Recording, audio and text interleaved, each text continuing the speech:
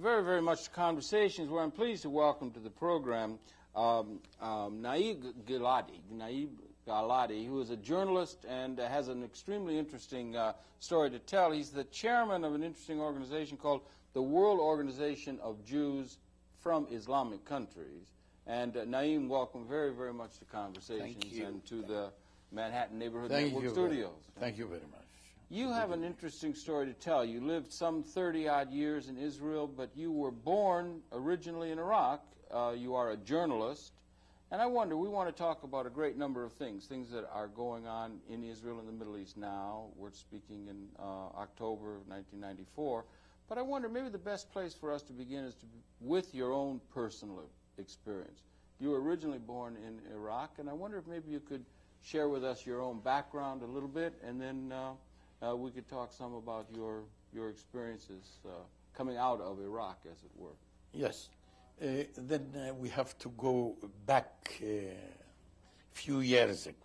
It's mean when I born in Iraq. It was 68 years ago. I born for a feudalist family, Jewish, religious. And what my grandfather said, that we are in Iraq more than 2,500 years. Yes. It's a mean historical when Nebuchadnezzar, the leader of Babylon, come and destroyed Jerusalem and they take many prisoners, Jewish prisoners from Jerusalem to Babylon. Indeed. Yes, 2,600 years ago. Yes. And we are part of this group that they take prisoners to Babylon. It's not the prisoners, it's to take the people to put them there, to live their freedom. And they've lived there ever since. Or Yes. And these Jews, when they come to Iraq, they start their life, their culture from the beginning. And they build, they product many things.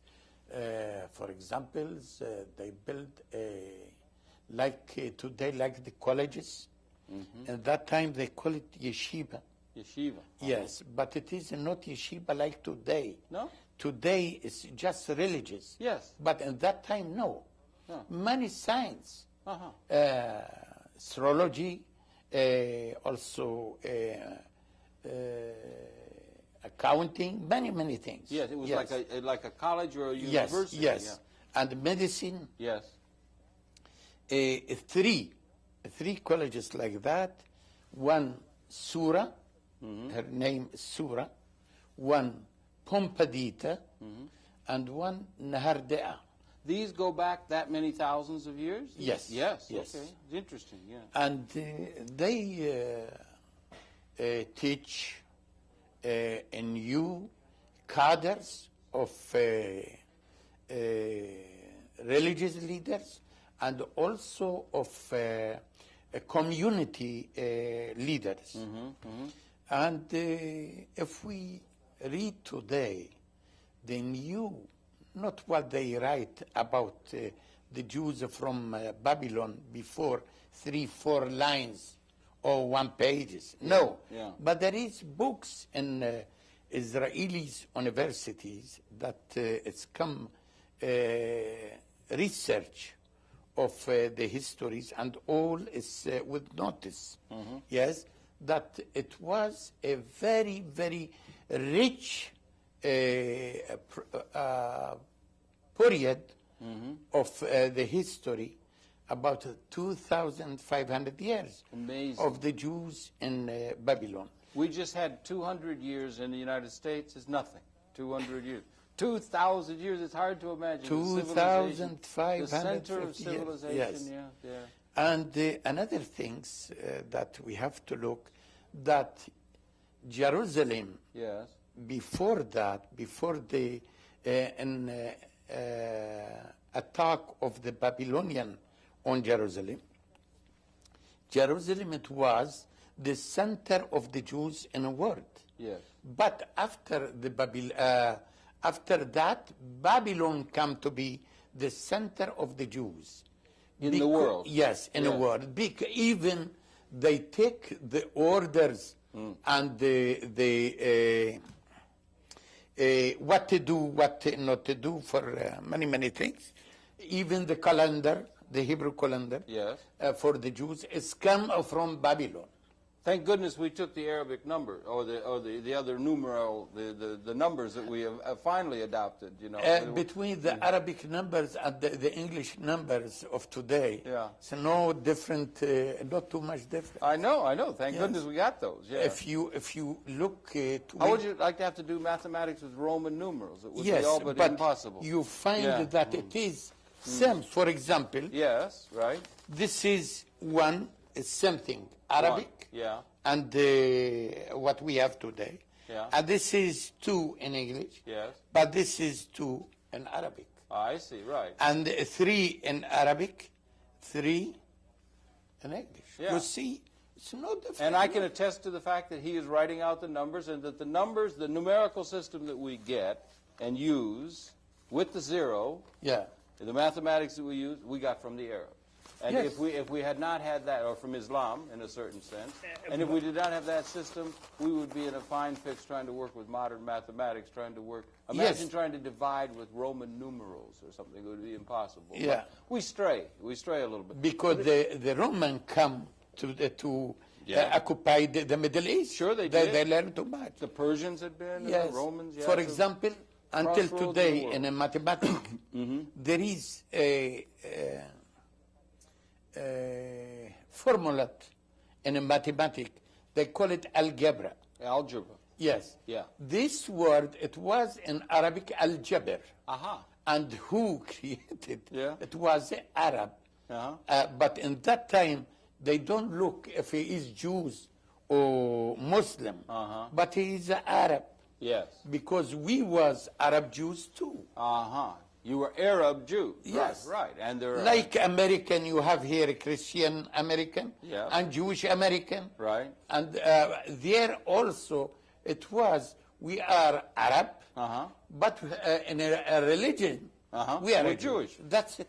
And how did it, over the long, so your family, your family, because many of the Jews, after the temple and so forth, and after Babylon, many of the Jews of the world went in diaspora into Europe, they went into other parts of the world, right?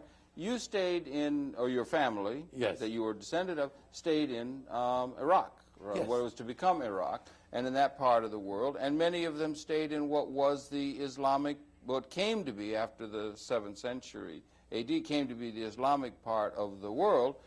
And how generally were, over that long period, the Jews who were in diaspora to stay there? How were they treated? Were they treated well? Were they treated badly? How were they treated in these multicultural places where they About your questions, I write here the answer, but I can tell you exactly summary. I'm thinking over the long haul. You know, over the long history, Okay. Our life in Iraq, it's not make sense before the Islam or after. It's not change too much. I see. But with the Islam, we change for better. The life of the Jews there has come better, especially in the period of the Caliphs. The Caliphs in Baghdad. Yes. And the leader of the Jewish community, they call it Nasi. It means the president. And when he come to visit the hall, like here, City Hall, it was the hall of the Khalif. The Khalif stand with his all advice and to welcome the president of the Jewish community. Really, And that was the and it was good for people to know at the time of the Caliph, that was the cultural center of the world. Yes. And at that time, Europe was a backwater. I mean, in a very real sense. Right. That was the cultural center of the world. Also, I give you example about the Islam, how much help us, and it was a patient religions for the other religions, that in Spain, Yes. in the age of the Islam, when they was, and Andalus, they call it, Grenada, and Sevilla, and the other places. Yes. The Jews there, they start protecting the culture, the many writers. Yeah, money lending. And many authors and poets. Oh. Many, like Yehuda Halevi. Many, right. Yes, and if you read, you can find many Jewish and all Europe countries in that time where was Jewish, they have nothing in a culture. Really? Yeah. Oh, nothing. in Europe. In Europe. But in Islamic part but of the world. where was the Islam? Yes. They were cultured and developed well. Right? Yes. Also, they used those people. I mean, the Christians used very often the Jewish people in order to. Well, that didn't get into the 13th century or before to make money, loans to Gentiles because they could charge interest. Yes, and the but Christians we could are. not. But we are with the Islamic countries. We have land. Yes. We protect. Yeah. Yes. My family was from grandfather to father to my father. They have a big land. And we have Iraq is very rich of water. Yes. Okay. Yes, two big rivers. Yeah. And we are planning rice, the best rice in the world, and also trees of dates. You know, the Dates. fruit. Yes, Dates. dates. Yeah, they're very good. Yeah. Yes, and everything's okay. And you were not treated particularly badly. I mean, Never, over the never. long haul, you were. When I tell, you know, our prime minister in Iraq, they call it Nur Said, that he was a hand by hand with the British. Yes. And he make a agreement with Ben Gurion. Yes. A secret agreement. Secret, yes. yeah. That Iraq collecting Palestinian refugees, 100,000, and with this 100,000 to throw out 100,000 Jews. And even that, Nur Said start pressing on the Jews, all the employees employed of the government, they throw them out and everything. When the Palestine war start, and even that, they still staying there. They don't want to leave Iraq. Yeah. Some young, yes, they was in underground Zionist organization, but the other tens of thousands, they refused. They did not want to leave. This is like after 1948 or before or? Before and after. Before and after, right?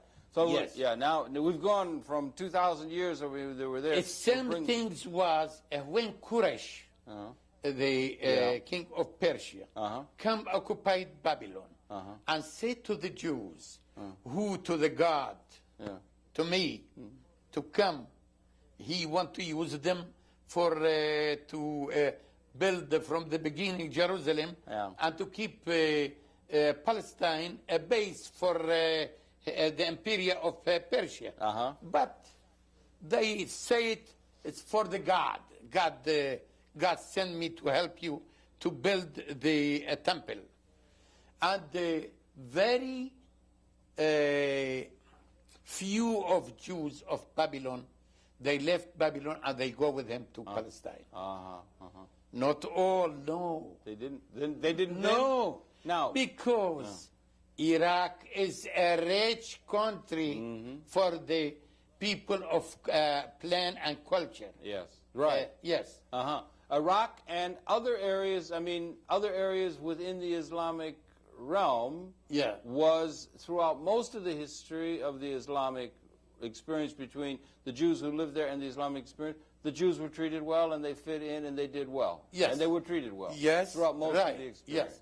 Many, if you read the history of Iraq, you find many ministers in the governments of Iraq, the old age, that these ministers was Jews. Yeah. So these people who were in this area of what is now Islam, or was Islam, might understand, they will understand perhaps better, given their long association with them, the Arabs and the Islamic people better than the Ashkenazi or the Europeans who might be coming into the Middle East, perhaps, no? Oh, again, because we want to talk about 1948 and the establishment of Israel, yes, and that you went there soon after that, and so a writer, yeah, Jewish writer in Europe, he called himself Echad Ha'am, one of the people. Yes. This is what's mean in Hebrew. This was his signature. Yeah, nomed, yeah, yes. Plume. And he write a good article in that time when the Jews from Europe, they come to Palestine. Yeah. In the beginning of the 100. And like around 1900, you mean? Turn of the century? They 1910, 1920. Right, okay, they're just starting to come, yeah. And he write the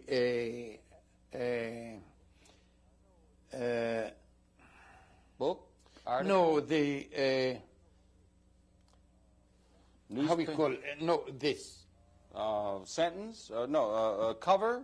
No, not the cover. The title? The title. Title. Yes, it was Lo Zu Haderech. It means this is not the way. This is not the way. Yes. Why? Because he heard that the new Jewish settler, they start attacking the Arabs in the land. Already then? Yes. Yeah, right. And he said that, and if you read his article, you can understand what was bad, so bad, the relationship between these Jews that they come from Europe with the Arabs of the land, the Palestinian. Yeah. But not just with the Palestinian, also with the what they call it here, Sephardic Jews. All right, now yes, there but there are not Sephardic. Yeah. There are Islamic Jews from Islamic countries. They live in Palestine hundreds of years. Yes. And some of them, they come, they want to live where is the Jerusalem. Yes. Yes, right. with the option that the Messiah will come. Yeah. And they build the temple again. Yeah, the third temple, yeah. Yes. Yeah. They come there. But, you know, these, what they call it, Ashkenazi Jews. Yes. They were so sadist. Sadist. Yes. Sadist. Yes. Yeah, really. Yes. Yeah. And there was very bad relation between them and these Jewish of, they call it Sephardic Jews. Yeah, now you make this clear for me, please. Sephardic Yes. and Ashkenazi, right? Now, the name Sephardic is not right. all right. Straighten me out. Sephardic in Hebrew is mean from Spain, but we are not from Spain. But why it's come when the Jewish after the Inquisition, Inquisition. yes, in Spain start, many Jews they left, and also Muslims they left the country. Yes. And they come to the east, especially in the Middle East countries. Yes. Syria, Lebanon, and Morocco, Algeria, all of these. Egypt. And when they come, also many Jews from Europe, they run away from the anti-Semitism. Yeah. And in these countries, there was two different committees. One is Ashkenazic, and also different temple, different synagogue. One of the Ashkenazi Jews, they call it, at that time they start calling themselves Ashkenazi. And the other Sephardic because they come from Spain. From Spain, right. And because our culture and the Spanish Jews is same culture. Same, all right, yeah. And we pray in some system, Yeah. some tape Yeah. Yes. And they call us also Sephardic Jews, but it is not true. What is better expression? Islamic Jews. Islamic Jews. Yes. Right? That's not a term we hear very much. Because we come and we grow and we learn and we get our culture in Islamic countries. And this is the truth. And there also was Spain, it was Islamic. Yeah, well, it was before, after, until 1492. Yes. Yeah, right. And there was a borrowing and a back and forth culture between Islam and the Jewish culture in those countries. There was an exchange of values and cultural values and learning and so forth. And more or less they got along well. Better than did, do you think, the Jewish people with the Christian community in Europe? Of course. Yes? So of course. We don't know what's mean anti-Semitism. Really? Yes, because Arab and Muslim cannot be anti-Semitic because he is Semitist. Yeah, right. He is a Semitic. Yeah. Yes, we are from same race. Also, it seems like Islam really does. They say they are of the book, so they believe in the scriptures and in the Torah, and these other books are sacred to them, and they seem to hold with that. So there hasn't been that history until the modern expression, and now there's this tremendous problem that exists there, and you have been witness to that because you yourself, I mean, Israel was established as a state in 47, 48, and you as a young man went there, and maybe you could share a little bit of your own experience, having lived, what, 30-odd years in Israel? 30 years, over than 30 years. And you were a journalist and a learned man. Yeah. But before we move to this age, all right. Yes, I have to say what the Islam says. Okay. Don't forget, I have to say that I am a Jewish. You're Jewish, right? Yes. But the Islam said, Ahlul Kitab Ikhwa. What does it mean? Who's have the book, it means the Bible. Yeah. They're Arab brothers. Because the Islam have the Quran and the Christian have the New Testament. And we have the Old Testament. Right. We are brothers. It means nobody can use anything against you if you are a Jewish. And there is many problems with the Jewish was in Arab countries. But because a third side come and make all this trouble. For example, the Magoolian. Ben Gurion? No, Magoolian. Magoolian, I'm sorry. Magul. Yeah. And the Tatar. Mongols and the Tatars. Mongol, yes. Right, okay. And the Tatar. Yeah. All of this, they come occupied. Of course, they do the best that to keep the people under their control. Yeah. Then they keep them one against the other. Yeah. Like the British, what they did in India. Right, yes. right. Yeah, the Sikh against the Muslims and the Muslims against the Sikh. Right. Until then, they were finally converted to Islam. That's it. Yes, right. So that's part of the history again. Yes. Yeah. Now, and when you were a young man, you studied journalism, you studied language, you studied, and you became journalist, no? I studied that by myself. It's been self-learning, how we call it. That's the best. Yes. Yeah. And I start learning that by work. In the beginning, I start sending letters of readers to the many newspaper in Iraq. Yeah, in Iraq and also in Israel. A reaction about any articles. Yeah.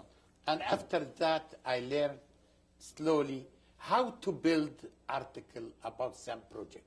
How did you and others from Iraq, Jews, Islamic Jews, as you say, come to go to Israel? And what were the circumstances under which you did go to Israel and elected to go there? And what is the reality of the Jews from the Islamic countries going to Israel? And maybe you could address that after 1948 or before. Or just how did that come about? What some was the of them, the old people of the Jews, they go to Israel because they was believing that the third temple will come to building, and the Messiah is come, or Messiah will come. Messiah, yes. But the young part of them, they ran away from the army service in Arab countries. And the other, they come by the propaganda of the Zionist organization. One of them I am, because in the beginning I don't know enough, just the pressure of the government of Iraq. Then I see I have no choice just to leave the country. My father was laughing for me. He said, "You crazy? This is our country," about Iraq. But because I don't know that all these problems is organized by the British, I don't know that. Yes. Yes. Then I go to the, I join to the Zionist underground organization. And after that, I left Iraq illegal to go to Iran, Illegal. from Iran to Israel. Yes. You joined the underground in Iraq, right? Yes. Yeah, Irgun, was that not Irgun? That wasn't Irgun or Stern Gang or anything of that sort? Or there was an organization there locally, Zionist? I don't go to the army groups, but I go just one thing, politics, to go to Israel, because I see the pressure of the government. And you went to Israel then? Yes, 1950. And I come to Israel. there was some pressure from the Zionists to have the Jews of Iraq go there? Yes. When they see that with all the pressure, the Jews still there, they using bomb. Really? Yes. They put many bombs. Jewish Zionists Yes, did yes, yes. They put many bombs in where the many building of the Jews. They put it there, and one it was in synagogue, and it was full of Jews, and some killed and some wounded, and they don't care for that. Just to give them to afraid, to scare, and to go to Israel. To Israel. Yeah, and to fight, if necessary, to fight, because they were very, very dedicated to the establishment of Israel, the Zionists, above all else. Above the fight, I can't say here nothing. But they need people,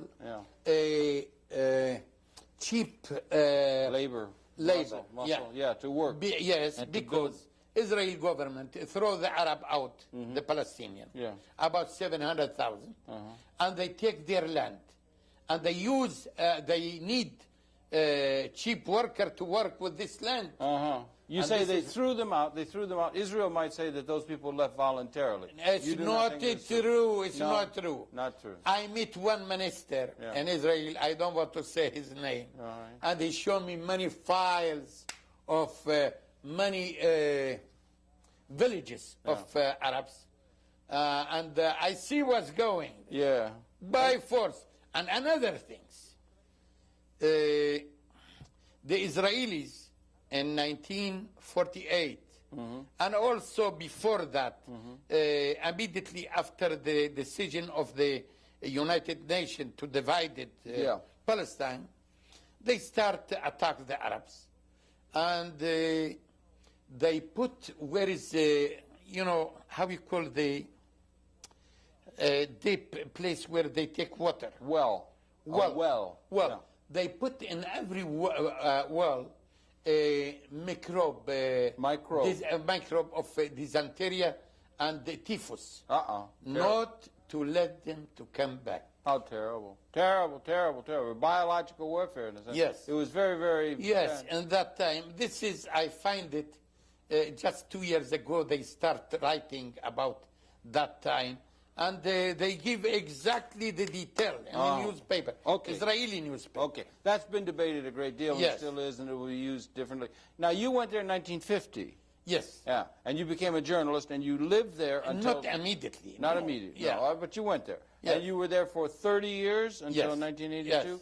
Talk a little bit about your experience. Was it any different for you being there as an Islamic Jew than if you were an Ashkenazi Jew?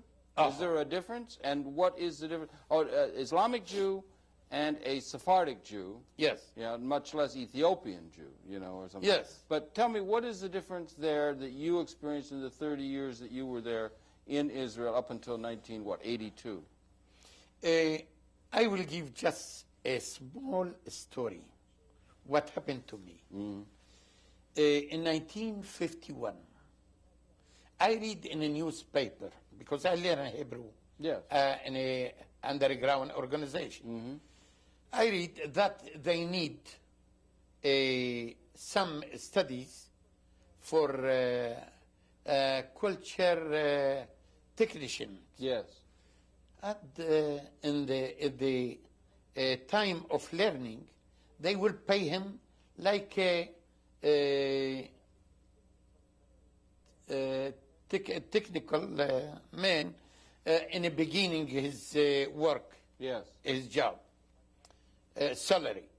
I said to my wife, look, this is, I don't lose nothing. I will go to learn a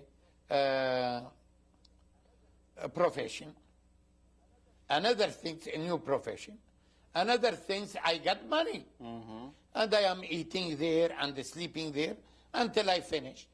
I get job, okay. I don't get job, then we have money for 6 months, the course. So it's a good thing to do. Yeah. She said, okay. Then I go for exam before the course. And we was about 200 people, because there is many new emigrate to Israel from Europe at that time. This was 51, I'm sure. That's early, yeah. Yeah. And a big hall.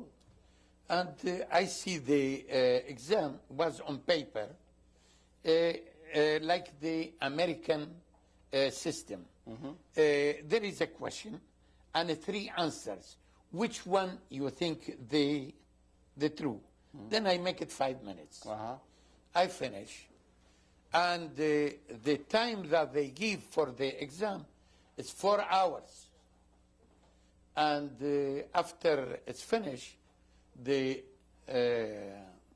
boss of the group for exam, he said, it's finished already. Everybody have to bring the pages. And I have to say that Mr. Naim, he was the best, and he finished it nice. Yes. Yes. From now, we are talking eye to eye. Yes. Yes. Yeah. Please, one by one. Yeah. Then he called, Naim, but what happened? What happened? In that time, my name was not Giladi. It was not. No, was, if you see here, was Khalaschi. Oh, yes. Oh, And yeah. because there is no Kha in English, in a passport they call it Khalaschi. And when I come to Israel, they write for me in a certificate. Yes. Yes. They write Klatsky. Ah. And this name is Polish name. It's Ashkenazi. I don't know, And when he called, Mr. Klatsky, Bakasha, I said, please. Yeah. I go to him. Yes. And when I come to the room, he said, get out, who called you? Really? Yeah, because he see that I am An black. Islamic Jew. Yes. No, black and not enough white, I am sure. And he said, when they kill you, I'll call you, you come. No, Mr. Klatsky Bakasha. And I go again. Then he was crazy. And he shut the door in front of me. One of the group. You mean you're saying they're being racist against the Jews from the Islamic countries? Today. Oh, until today. All right. I catch one that he was collecting the answers of the exam from the other people. And I told him, look, he called Klasky. Look, my passport. I am a Klasky. And when I go inside, he don't let me start. And I don't want to lose this this opportunity. Yeah, opportunity, Right. yes. Right. And he told me, wait a minute. I sit there. Then he called me. He was a short man with the stomach and the glass. He called me like that, you know. Bohena, come here. Yeah. You are a Polish? I said, no. He said, do you know Yiddish? Yiddish is the language. I was going to ask you, you didn't know Yiddish? No. Did you know Hebrew? Did you know Hebrew Yes. from when you were Yes. young? From Yes. the Yes. shul? Yes. You had gone to temple, you knew Hebrew, right? No, but before I go to Israel, I learned Hebrew. All right. Yes. Then I told him no. He said, then how you get this name? Yeah. This is what he asked me. Uh-huh. I say, I don't know, because I don't want to lose the opportunity. Yes, right. I say, I don't know, maybe my father was in Poland, maybe my grandfather, he was there. He said, well, okay, give me your address. If we need you, we will send after you. I say, my address in a paper. He said, oh, yeah. Yes. Then we will send you. Until today, nobody sent me. Nothing. So what you're really saying, that story indicates, is that it is a racist regime. It is a racist regime. Racist regime. Racist among the various Jews that are there, and the Jews who are not European are treated badly by them. Yes. And they bring us to this day. Yes, they bring us because they need us. A cheap worker, cheap labor. And they have the research of Haifa University, and they say that the immigration from the East Islamic countries, it was just because the country have a land from the Arabs, and they need a cheap worker to work with it. This is what was. This is a terrible business. We can find now the different, and the racism, how the government give so many chance for the Jewish from Russia, then nothing from the Jewish from Ethiopia. Still. They still practice that. No different, and never will be different. So they have the tradition. They have even though they had been persecuted in the name of racism by the Europeans.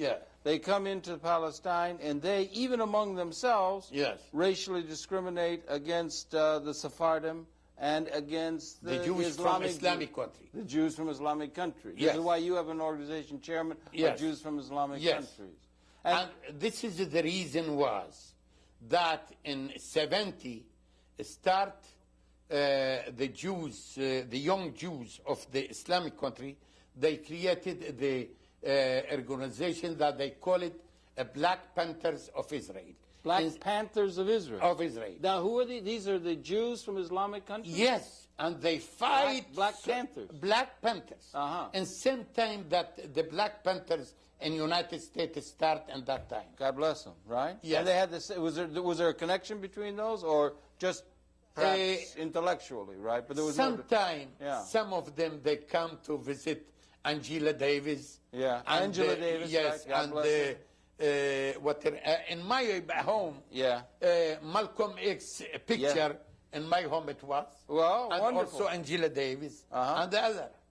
Yes, because I saw them that this is the symbolicity of me, and they fight against the racism. They were against the racism, just as the blacks in the United States were fighting racism. Yes. The Jews from Islamic countries living in Israel were fighting racism that was being practiced by the Ashkenazi, who is the establishment. Not against the Ashkenazi, against the regime. I know, that's what I say. But the Ashkenazi represented the established forces, and they fought, and they were racist against the Jews from the Islamic countries. And it continues. Yes. So, what is the reaction? Is there a strong reaction among the Sephardim? Where do I see now? Is there a big difference between Sephardim and Jews from Islamic countries? Just in culture and color. Because I've seen many people where the Sephardim gave great support to Likud, I thought. They voted for Likud. Oh, there is a reason for that. And Likud is very right-wing. I tell you why. How I tell you why. Do we explain that? Yes. If you've got Angela Davis and Malcolm X, you're in support of, how could they be supporting? There is a reason for that. I'm confused. Straighten me out. Because the age that the racism started, it was with the Labour Party. Not because they want that. No, they talk about socialism. Yes. Ben Gurion. Yes, or they talk about socialism. They were socialists. Yes, but socialism like the socialism of Idi Amin done. And now what happened? When the vote come, the vote, a lecture come, the majority of the young people of the Sephardic, there are not enough educated. And for this reason, they go to the Likud, not because they like the program of the Likud, but because just a revenge against the Labour Party, they vote for the Likud. Oh, because they were so in opposition Yes, to the Labour. that's it. No more than that. That's really? it. When they see that the Likud is more dirt than the Labour Party, they vote for the Labour Party. And for this reason, the Labour Party come to the power just because these groups change their mind and they come to the side of the Labour. Well, how about if you have Jews from Islamic countries being discriminated in racial terms by the Ashkenazi who run Israel? Yes. Now, what was the attitude of the Jews from the Islamic countries who lived in Israel toward the Palestinians and toward the Islamic people? Was there any camaraderie? Was there any, or what was their attitude there? Because Israel as a whole has exerted racism against the Arab and Islamic peoples as a whole. Yeah. You know? What was the attitude of the Jews? I give you the answer. More than 30 years of a brainwash of the radio and TV. Yeah. And don't forget that in Israel, the democracy, the only democracy in the Middle East, they have just the government TV and the government radio. There is no freedom. Of press. Right? Yes, of press. And then the brainwash from the morning until evening. Arab, Arab, Arab, Arab, Arab, Arab. And they say the Arabs are terrible, Arabs are terrible, Arabs are terrible. They're subhuman. They tried to make them what the Nazis called Untermenschen. Exactly. And in the school too. Yeah. And also in an organization of youth, they call it Gadna. It means groups of the youth. It's like Hitler Youth. And they teach them just one thing: army, ammunition, weapons, and also to be ready to be a soldier. And they scapegoat the Arab. Of course. And in a book in a school, nothing you can read about the culture of the Arab countries and the Sephardic Jews, like what you call them. Then they feel bad. They want to be like the Ashkenazi. They feel inferior. Yes. I see. This is the reason. Yeah, that's the old But even game. that. The old game. Yeah. Even that. When Golda Meir come to the power, Prime Minister, and we start fighting in a frame of Black Panthers, we say in our program that the only way to fight against the racism and to make our life condition better, we have to come to the peace. And will be no peace with no recognize the right of the Palestinian nation. So you made some common cause with the Palestinians. Of course. Yeah. And from the beginning, we start meeting with the Palestinians, but in Europe capitals, like Paris, London, and other. Because there it was too dangerous to do? Because in Israel... too dangerous to do in Israel because they would come and attack. Yes. Or they would do that. And you had this was going on during the time you were there. You finally left in 1982. Yes. That was at the time of Lebanon? Yes. Was it because you were disgusted? After Lebanon was too much when they invaded Lebanon? No, just or this. What? Because I learn, because I am a researcher also. Yes, you're a researcher. I am very sorry that I am not speak well English. You speak fine English. To give you exactly the picture. I'm sorry, I find the true who was after the massacre in the the Shatila. Shatila and Yeah. Sabra Yes, in Lebanon. Yeah. And I went there, and I asked, and someday, what happened? What? And when I see the truth, I said to my wife, my dear, this country not for me. What was true then? The truth that Israel bring the groups of the phalanges to do that. And I say 20,000 killed. 20,000? no. No. In all the war, this was about 30,000. But they killed about 3,500. But what it was is horrible. Yes, but the feeling was very bad. I am one of the part of the Jews that it is a nation that was a victim of the racism and anti-Semitism. Exactly. How can I do that? Yeah, right. I say, if this is the country, and this is the system to survival here, I don't want it. I don't want it. Yeah. Then we And said, that's when you came here. this is the reason. Yeah. Well, welcome to the United States. Thank you very Yeah, you were. I'm sorry to hear that it was so bad. Thank you very much. I see that United States is talk about freedom, but here freedom. You can say what you want. You can write what you want. Not like the Israeli democracy. And the truth that in Israel, the best regime and the best system of election, but after the parliament, nothing in. Because if you want to write something in a newspaper, you have to take it first to the censor. To the censor. To the censor. They have a whole board of censors who censor what's to be shown. Yes, and you can do nothing even if you go to the Supreme Court. If the censor said no, it's no.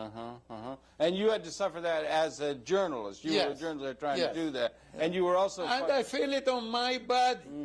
Did you get when you were with the Black Panthers there? Yes. Did you have reaction from the government against you ever? Or did they come and try and attack you? Against me from the beginning. I am in a blacklist. I can't be government employee. So you suffered like other people who were carrying the fight, like Malcolm X and others who did suffer. It's the same. The people who fight for those kind of things. Noam Chomsky suffers now, and other kinds of people like that now. But okay, I wonder. We got a few minutes left and everything. I wonder. Now we're talking now in October, and you've got this distinct history and understanding of things there. It's very interesting, you know. But now we've just signed a peace accord, Mr. Yasser Arafat, and they've signed a peace accord, the PLO, which had been a terrorist organization. They signed that. Mr. Clinton is in the Middle East now. He's visited with Assad. He's visited with, Mr. Jordan. They've just signed a peace treaty with Jordan. They say that peace is coming. Hamas, in the meantime, is creating great difficulty, as it were. They just had this bombing in Tel Aviv the other day where 20-odd were killed. I wonder, why don't you talk to us a little bit about the way you see what's going on now? They're heralding peace. They say peace is coming.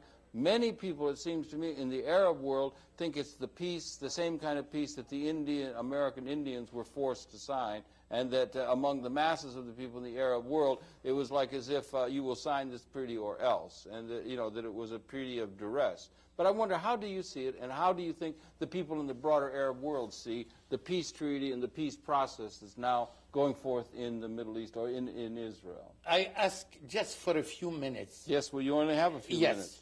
This in this book. Yes, let me show the book. I write let me show the book. I can that the Arab people and the Arab countries, they try to make peace with Israel. Even Abdel Nasser, that Ben Gurion called him the Hitler of the Middle East. I find of my research that he tried many times with many mediators to come with peace with Israel. But Ben Gurion refused. All the time refused. And the Arabs, I want to say that all the time they was ready to come to peace with Israel. I meet the president of Israel, Yitzhak Nabon, and I ask him many questions about what I hear when I was a journalist, that it is not allowed for me to write. and many secrets with the minister also. And they told me that the Arabs leaders, they was ready all the time for the peace. But they asked Israel to help them. How? To find the solution of the problem of the Palestinians. Israel refused all the time. This was the only problem between peace. What's going to happen? For peace between the Arabs and Israel. Because they had not had historically difficulty between well, there was colonialism, British and so forth. Yes. Americans, the Yes. United States had not had trouble with the Arab nations. You know, they hadn't been colonial powers. Yeah. But it was with the Zionism and the coming of the Ashkenazi and the taking of the land of the Palestinians is what caused the problem. That's it. Yeah. And they was ready to do that, to sign, but because Israel refused. Also, the president... the Israeli refused to find a solution or to find some sort of a solution to deal with what happened to the Palestinians. Is that what you're saying? Yes. Well, But how could they find a solution when they had taken the land of the Palestinians and established... What was the proposal of John Kennedy in a meeting with Ben Gurion here in Washington? He said to accept back about 100,000 refugees, 10,000 a year. It's been in 10 years. And we are, United States, ready to pay the money to build for them again from the beginning, the houses and everything, and the economy assistance. But Ben Gurion say, okay.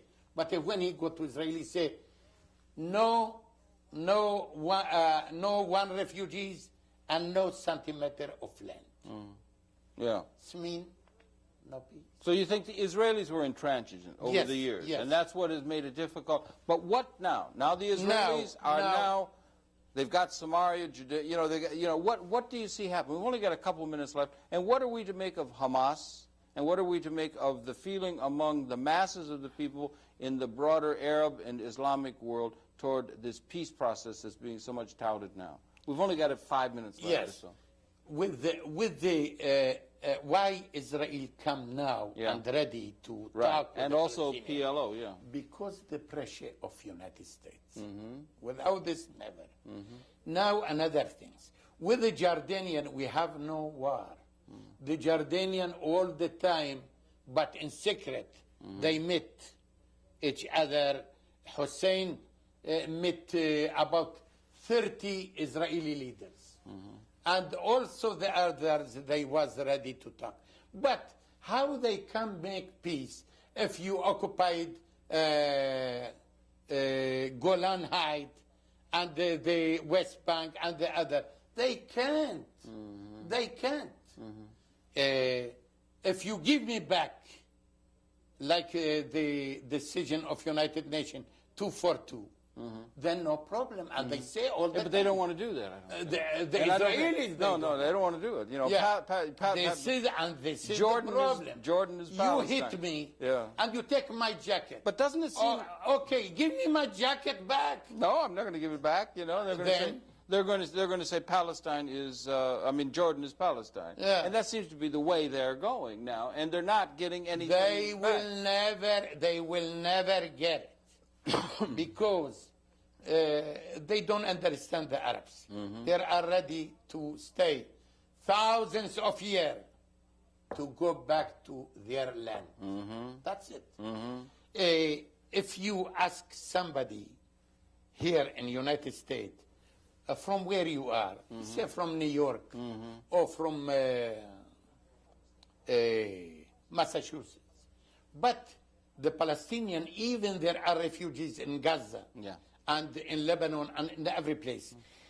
I met of them, children, 5 years, 7 years, 10 years. From where you are? He never told me from Beirut refugees camp. No. We are from Ramle, the city in Israel, in Palestine. They teach them like that. Like what we teach our sons every year. The next year we are in Jerusalem. 2,500 years in Babylon we teach the people we are going back to Jerusalem. Like them, also the Palestinian. This is their land, and they want to go back. So what happens now? What happens now? They're already, Israel ready today to recognize, but what they do, oh, today I give you peace like the salami. It is a little piece of salami. Yeah. Yes, impossible. And if they want peace, they give Yasser Arafat is a very clever man. Yes. And very, very diplomat. Yeah. Yes, they call him terrorist, I don't care. Who's Shamir? They don't call him the other. No, they don't call him terrorist. They used to until a few months ago. Then they gave him the Nobel Prize. Now they give He's no him, longer terrorist. Now it's Hamas terrorist. Yes, I will tell you about He was Hamas. terrorist until 6 months ago. But musical terrorism. Musical chairs. But they bring him to the land. Yes. Gaza and Jericho. Okay, but give him the economy base. Nothing. They give them nothing. Yeah. If the Palestinian, they see after 50 years, they got nothing, no back, no work, no industry, and nothing. they're not going to get anything. They will kill him. Yeah, right. And this is Israel government, they know that. And they create the Hamas. And do you think the people in the broader Islamic, the mass of the people in the broader Islamic community, you have governments that are willing to make peace. You had the people in Egypt and now King Hussein. But do you think the masses of the people in the Arab countries or the Islamic countries think that this thing that is going on, this peace process, is a good thing? Or do you think that there's an objection to it and that there's probably more support for Hamas than we might want to think? The in the Arab majority world? of the people in the world, they like peace. They want peace. Yeah. There is no mother, yes, that is ready to send her son to be killed. But peace. No. But there must be peace with But justice. no, they have, the other side have to pay the price of the peace. There has to be peace with justice, right? Yes. Yeah, right. This is what I say. We could go on talking. We could have talked about other kinds of things. Natura Carta, you know some of the Natura Carta. No, I have to show here. Yeah, but we haven't time. We haven't time. We're running right out of time. I'll just have to. sorry. We'll have to do it on another occasion, right? We're running. Well, Okay. what? You tell me what it is while I'm shaking your hand. Huh? What is it you were going to show us? No, I want to show you how Israel created the Hamas. Oh, okay. Okay. That's another show we're going to have to do. This is a book of yours, Yes, Ben Gurion Scandals. It's been Naim Giladi, who is the chairman of the World Organization of Jews from Islamic Countryside. We could have gone on talking about 12 hours easy, Naim. But thank you very much for coming in. Thank you. Your pleasure to have had those perceptions. We invite you to tune my in pleasure. again next week. We'll be coming back on Conversations again next week. That's it for now, Naim. Once again, thank you very, very much again. Thank you very much for the book. We'll see you next week. And once again, thank you very much. Thank you. Please stay tuned, and we'll see you next week.